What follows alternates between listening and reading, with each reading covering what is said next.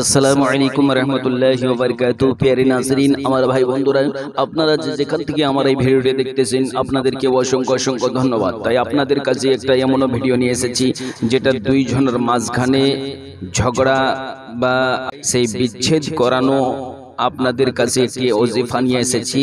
সেই ওজিফাটা অবশ্যই আপনারা নিজের কাজে লাগাবেন। যে সমস্ত কাজে লাগাবেন সেই সমস্ত কাজ যেন আপনার হারাম কাজে আপনি ব্যবহার করবেন। যেমন হয়তো কোনো ছেলে বা মেয়ে ধনী এমন প্রেম ভালোবাসা করে তাতে হারাম কাজ হয়, সেই হারাম কাজ থেকে দূরে রাখার জন্য আপনি এই আদাওয়াতের এবং আপনার এই বিচ্ছেদের দোয়াটা পড়তে পারেন। সেই দোয়াটা আপনাকে কিভাবে পড়বেন অবশ্যই আপনাকে বলে দেব। যেমন কোনো জায়গাতে ঝগড়া লেগে গেছে, সেই ঝগড়া থেকে সেই ঝগড়াকে বিচ্ছেদ করার জন্য আপনি এই দোয়াটাকে পাঠ করতে পারেন। তাই আপনি কিভাবে পাঠ করবেন অবশ্যই আপনাকে বলে দেওয়া হচ্ছে। তাই আপনি এই ভিডিওটা অবশ্যই আপনি শেষ পর্যন্ত দেখবেন।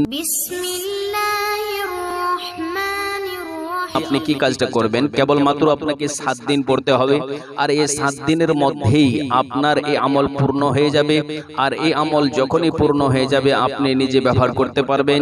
যে সমস্ত ছেলে মেয়ে মহব্বতে ফেসে আছে, এবারে আপনি করতে পারেন হয়তো কারো স্বামী অন্য মেয়ের সঙ্গে বা অন্য স্ত্রীর সঙ্গে কুকর্ম করে বা খারাপ অবৈধ কাজ আছে, সেই কাজ থেকে বিরত রাখার জন্য আপনি এই কাজটা করতে পারেন। বা স্ত্রী খারাপ কাজে লিপ্ত হয়ে গেছে, সেই স্ত্রীকে নিজের জায়গায় নিয়ে আসার জন্য আপনি তার মাঝখানে আপনি এই কাজটা করতে পারেন। তাহলে কি কাজটি করবেন, নাকি একটি পাকুড়ের গাছের পাতা লাগবে, সেই পাকুড়ের গাছের পাতা নিয়ে আসবেন। নিয়ে আসার পরে আপনি একটি এমনও ঘরে গেলেন যে ঘরে আপনাকে কেউ ডিস্টার্ব করবে না, আপনি ওই ঘরে গিয়ে বসে পড়লেন একটি মুসাল্লা বিছিয়ে বসে যাবার পরে আপনি 3 বার দরুদ শরীফ পড়লেন, সাল্লাল্লাহু আলাইহি ওয়াসাল্লাম পড়ুন, নয়তো আপনার যে দরুদ শরীফটা মনে আছে সেই দরুদ শরীফটা পড়বেন।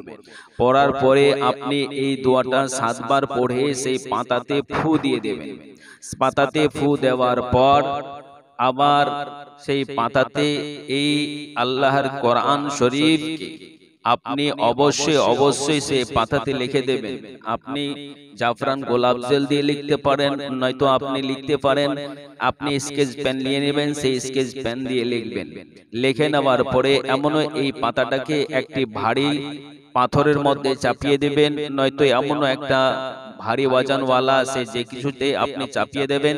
দেখবেন আশা করি যে এই সমস্ত ছেলে এবং মেয়ে দুইজনে প্রেম প্রীতির মধ্যে লোভে আছে, সেই প্রেম প্রীতি থেকে বাঁচার জন্য, বা কোনো স্ত্রী এমন আছে যে কোনো ছেলেকে দেখে লোভে গেছে, সেই ছেলের সঙ্গে আপনার প্রেম ভালোবাসা করে তাতে সংসারে ঝগড়াঝাটি হয়, সেই ঝগড়া থেকে বেঁচে থাকার জন্য আপনি সেই জিনিস থেকে তাদেরকে বাঁচিয়ে নেওয়ার জন্য আপনি এই কাজ করতে পারেন। দোয়াটি কি পড়বেন, দোয়াটি হলো ওয়া আলকাইনা বাইনাহুমুল আদাওয়াতা ওয়াল বাগদা ইলা ইয়াউমিল কিয়ামাহ। এই দোয়াটা আপনি পড়বেন।